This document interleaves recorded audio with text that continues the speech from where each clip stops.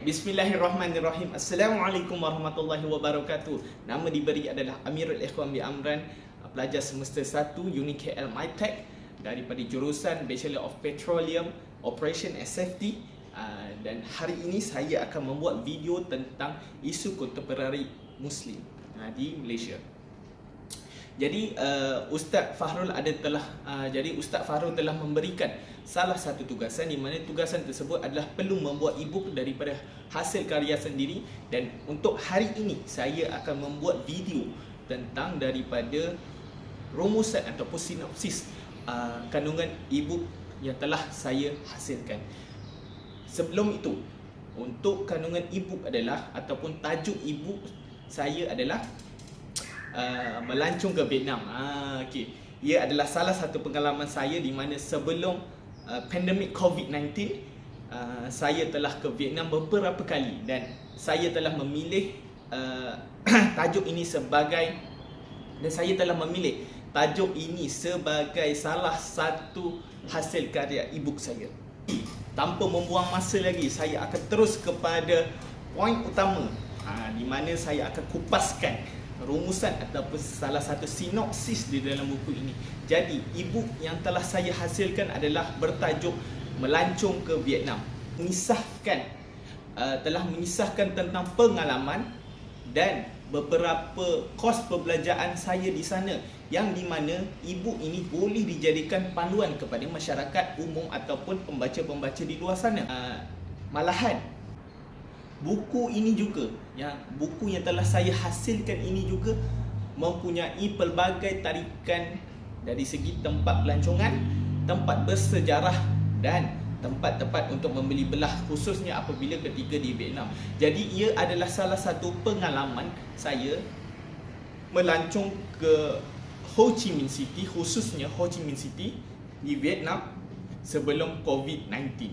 Baik, untuk di dalam e-book ini saya telah merangka beberapa bab dan saya pecahkan kepada 5 bab, di mana bab pertama adalah pengenalan, di mana pengenalan ini saya mengisahkan tentang kenapa saya memilih Vietnam dan tips apabila di Vietnam. Jadi ini adalah perkara-perkara yang penting untuk pembaca-pembaca ataupun para bakal pelancong ke Ho Chi Minh City untuk tahu perkara ini.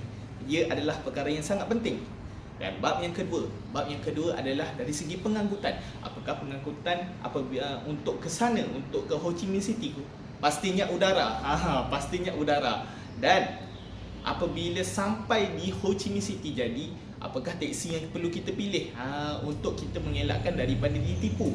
Jadi di dalam e-book ini saya telah memberikan tips ataupun panduan sebagai rujukan apabila kita sampai di sana. Baik, bab yang ketiga adalah mengisahkan tentang penginapan dan kedai makan Muslim. Jadi, penginapan dan kedai makan Muslim adalah salah satu faktor terpenting ataupun perkara paling sangat penting untuk khususnya kita sebagai umat Islam untuk memilih penginapan yang terbaik dan kedai makan yang pastinya halal.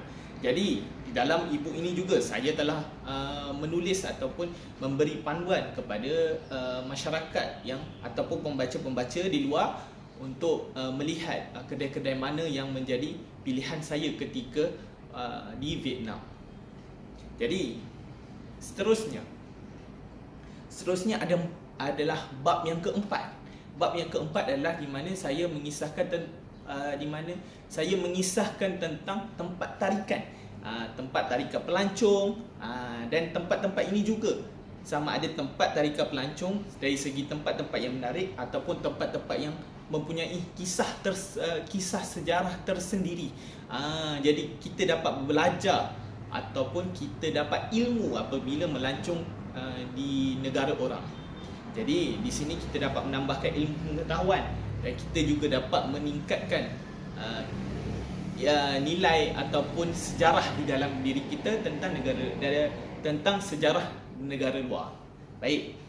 Bab yang kelima pula adalah mengisahkan tentang kos ataupun jumlah keseluruhan ketika saya di Vietnam.